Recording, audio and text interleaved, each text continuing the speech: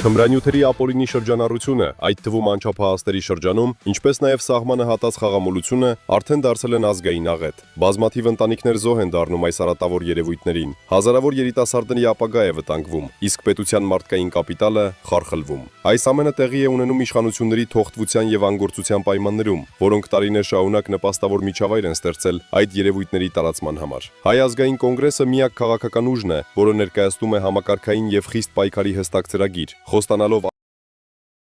անավորությունը եւ պաշտպանել Հայաստանի ապագան։ Այսօր ուզում եմ խոսել այնպիսի ողբերգական երևույթների մասին, ինչպիսիք են թմրամոլությունը եւ խաղամոլությունը։ Դրանք ուղղակի աղետալի ծավալ են ձեռք բերել մեր երկրում եւ բառից բուն իմաստով կործանում են մարդկանց ճակատագրերը, կյանքերն ու առողջությունը, հատկապես թիրախավորելով մեր ապագան, երիտասարդներին եւ դպրոցականներին։ Հազարավոր մարդիկ սնանկանում են, հիվանդանում, դժբախտանում։ Ուսումնասիրությունը ցույց է տալիս, որ մեր ժողովրդի ողնաշարը ջարդող այս երևույթների հետևում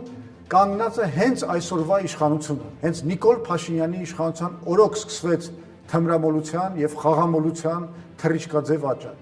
Նրա կառավարման 8 տարիների ընթացքում թմրամիջոցների եւ թմրամոլների քանակը աճեց տարբեր գնահատականներով 5-ից 8 անգամ, իսկ խաղադրույքների տարեկան ծավալը 21 անգամ։ Նիկոլ Փաշինյանի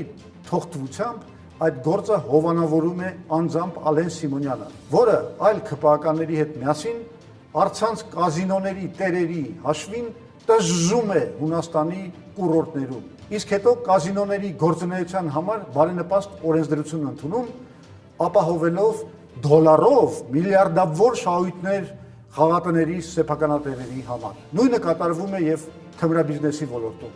Իշխանությունները ծայրահեղ անտարբերությամբ են վերաբերվում թմրաբիզնեսի դեմ պայքարին, ստեղծելով նպաստավոր միջավայր դրա զարգացման համար։ Նիկոլ Փաշինյանի ռեժիմը դարձել է Հայաստանում թմրամոլության եւ խաղամոլության տարածման գլխավոր հովանավորը։ Հայ ազգային կոնգրեսը միակն է ընտրությանը մասնակցող ուժերից, որ մշակել է այս երևույթների դեմ պայքարի համապարփակ ծրագիր եւ իշխանության գալու պարագայում խոստանում է արմատախիլ անել այդ արատավոր երևույթները եւ պատժել դրանց հանցավոր հովանավորներին։ Հենց դրա համար հունիսի 7-ին գնացեք ընտրատեղամասեր եւ քվեարկեք Հայ ազգային կոնգրեսի օգտին համար 10։